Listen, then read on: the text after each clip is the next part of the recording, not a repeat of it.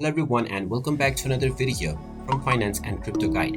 In this video, I'm going to show you how to download and install the Paxful application on your iOS device. So let's get started right away. First of all, open up the iOS App Store on your device and then tap on the search box and then type in Paxful and start your search.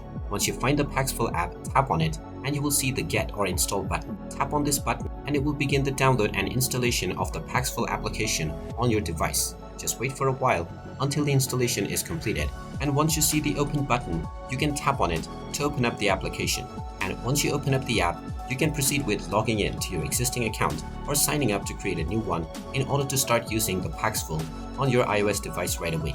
And there you have it. That is how easy it is to download and install the Paxful application on your iOS device. If you find this video helpful, make sure you hit that like button and subscribe to our channel if you haven't done so already. Also ring that notification bell to never miss another update from us. Thank you for watching and I will see you again in the next video.